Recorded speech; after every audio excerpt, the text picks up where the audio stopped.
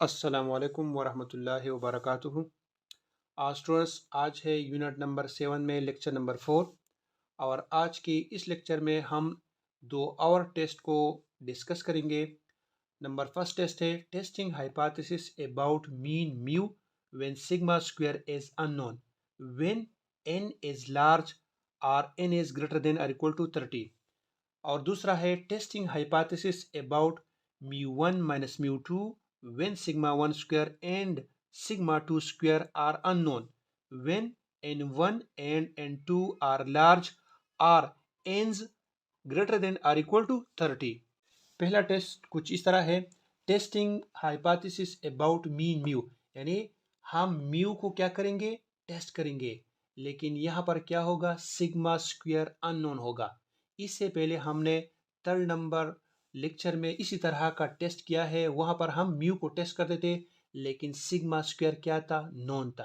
और यहाँ पर सिग्मा स्क्वायर क्या है, अननोन है। लेकिन यहाँ पर एक शर्त रखी गई है कि n हमारे पास क्या होगा, लार्ज होगा, यानी n इज ग्रेटर देन और इक्वल टू 30।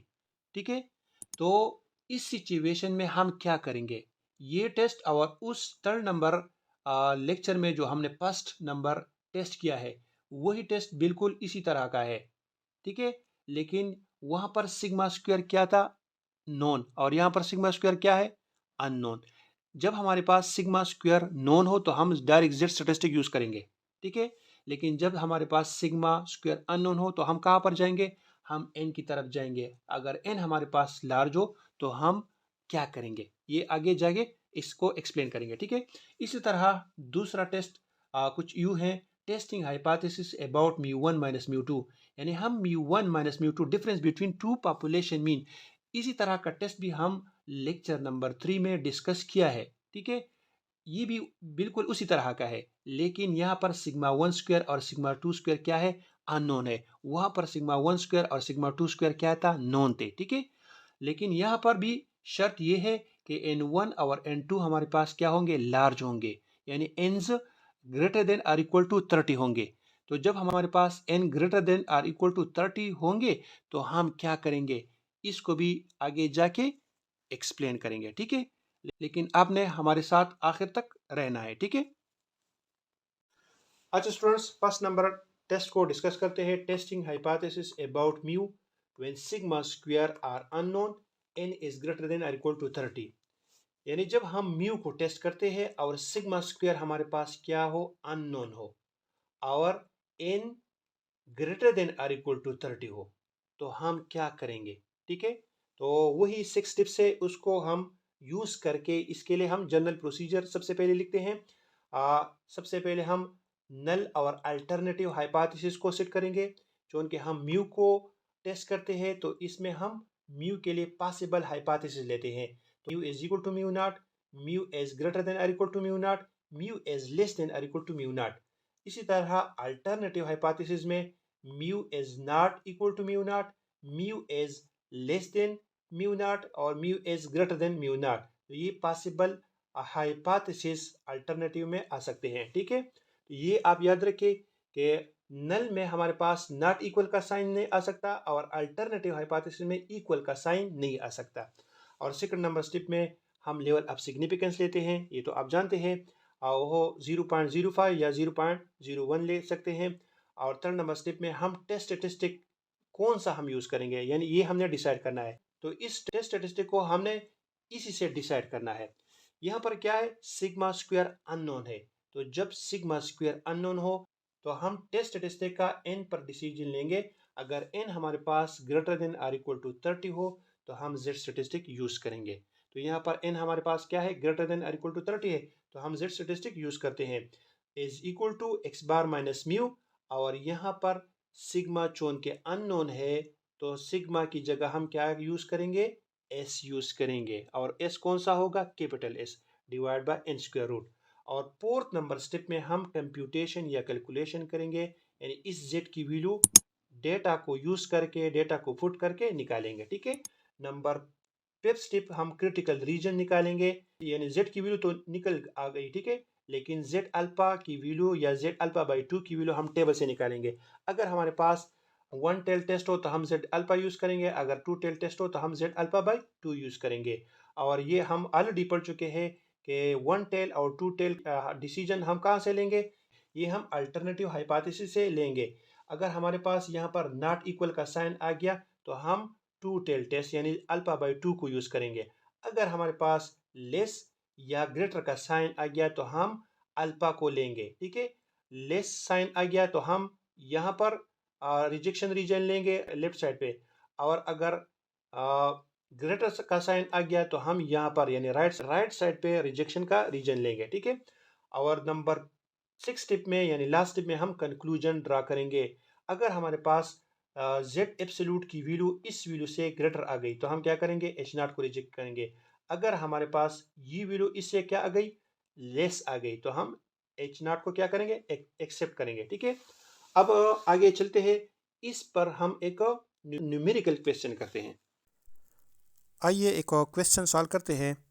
और क्वेश्चन कुछ इस तरह है कि एक केमिकल प्लांट है, वो कई सालों से एवरेज 880 केमिकल्स प्रोड्यूस करता है। ठीक है, तो एक क्वालिटी कंट्रोल मैनेजर इस तरह करती है कि वो ये चेक करना चाहती है कि इस केमिकल प्लांट में जो 880 एज एवरेज वो केमिकल प्रोड्यूस करता है, क्या इसमें कोई कमी बेशी आई है या नहीं, तो वो इसको चेक करना चाहती है। तो क्या करते हैं, तो इसमें से सैंपल के तौर पर 50 डेज लेते हैं। ठीक है, हर एक डे को रिकॉर्ड करते हैं कि इस डे पर इसने कितना केमिकल बनाया है, उस दूसरी डे पर इसने कितना केमिकल प्रोड्यूस किया है, तीसरी डे पर इसने कितना केमिकल प्रोड्यूस किया है, एंड सो ऑन।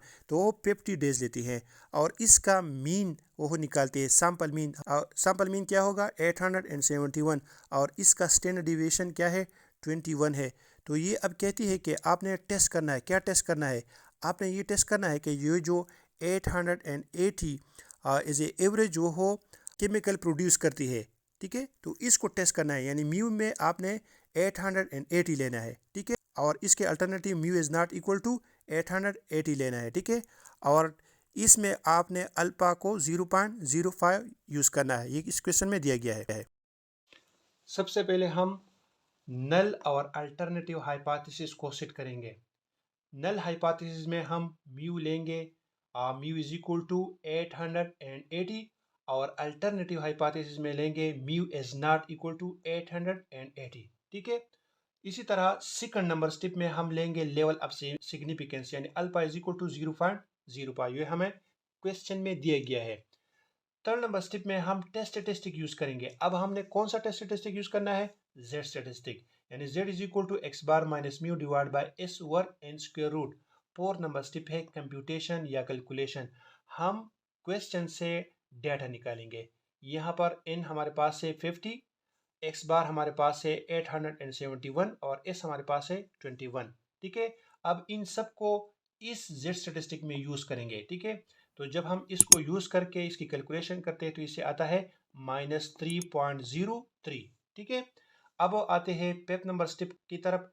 ये है क्रिटिकल रीजन, यानी जेड एब्सोल्यूट ग्रेटर और equal to Z alpha by two. Alpha by two इसलिए लेते हैं क्योंकि यहाँ पर आया है नॉट इक्वल, तो ये हमारे पास क्या है, ये हमारे पास टू टेल टेस्ट है। ठीक है, तो इसीलिए यहाँ पर हम जेड अल्फा बाई टू लेते हैं। जेड एब्सोल्यूट हमारे पास इक्वल है 3.03, यानी जब हम इसकी एब्सोल्यूट ले लेते हैं तो इससे माइनस खत्म हो जाता है, तो ये आता है 3.03। ठीक है, अब ये जेड अल्फा बाई टू की वैल्यू निकालते हैं, तो अल्फा की वैल्यू हमारे पास है जेड 0.05 डिवाइड बाई टू। 0.05 को 2 से डिवाइड करते हैं तो इससे आता है 0.025, और जब हम इसको टेबल से निकालते हैं, इसको हम ऑलरेडी कॉन्फिडेंस इंटरवल में यानी 6 नंबर यूनिट में टेबल का तरीक़ाकार ऑलरेडी सीख चुके हैं। बिल्कुल वही तरीका है, टेबल से जब हम वैल्यू को निकालते हैं तो इसे आता है 1.96। ठीक है, अब हम क्या करते हैं, अब हम कंक्लूजन की तरफ जाते हैं। तो कंक्लूजन हम कैसे निकालेंगे, यहाँ पर हम नॉर्मल करो का स्केच लेंगे। ये हमारे पास 1.96, ये क्रिटिकल पॉइंट या क्रिटिकल रीजन जहाँ से शुरू होता है वही वैल्यू आ गई। तो इसको हम इस साइड पे लेते हैं और इस साइड पे लेते हैं, क्योंकि हमारे पास क्या है, टू टेल टेस्ट है, तो हम दोनों साइड पे लेंगे। अब इसके साथ हमने जेड एब्सोल्यूट की वैल्यू को कंपेयर करना है। तो ये क्या है 3.03 है, तो 3.03 कहाँ पे आनी चाहिए, ये यहाँ पर आती है। ठीक है, तो ये कौन सा रीजन है, ये हमारे पास क्या है, रिजेक्शन रीजन है। तो इसका मतलब ये है कि हमारा जो नल हाइपोथेसिस है ये क्या हो गया, रिजेक्ट हो गया। ठीक है स्टूडेंट्स, नेक्स्ट टेस्ट है testing hypothesis about mu1 minus mu2 when sigma 1 square and sigma 2 square are unknown when n's greater than or equal to 30।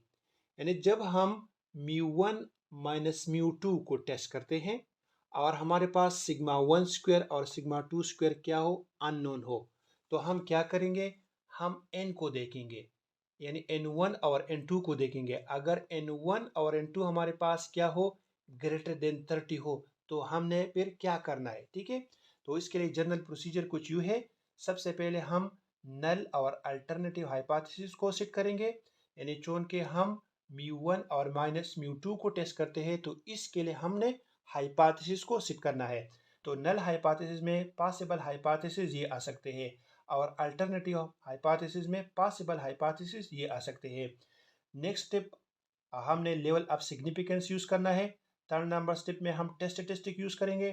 तो यहाँ पर टेस्ट स्टैटिस्टिक क्या है, z है, और z इक्वल है x1 bar minus x2 bar minus mu1 minus mu2 divide bye, यहाँ पर हम सिग्मा स्क्वायर की जगह s1 स्क्वायर और s2 स्क्वायर यूज करेंगे। ठीक है, सिग्मा स्क्वायर की जगह हम s1 स्क्वायर और s2 स्क्वायर यूज करेंगे। बाकी वही प्रोसीजर है जो हमने लेक्चर नंबर 3 में जो सेकंड नंबर टेस्ट किया था, बिल्कुल वही है। ठीक है, फोर्थ नंबर स्टेप में कंप्यूटेशन है, फिफ्थ नंबर स्टेप में वही क्रिटिकल रीजन जो तरीक़ाकार है वही है, और लास्ट स्टेप पे हम कंक्लूजन लेंगे। ठीक है, आइए स्टूडेंट्स, अब हम एक न्यूमेरिकल क्वेश्चन लेते हैं।